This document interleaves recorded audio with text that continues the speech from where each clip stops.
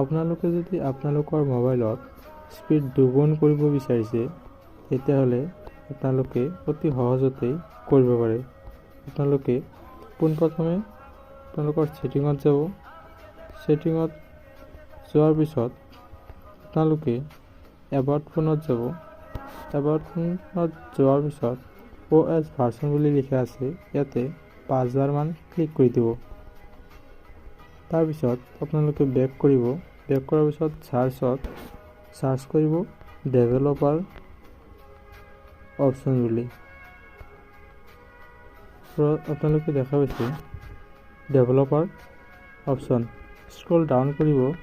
scroll down কৰাৰ পিছত আপোনালোকে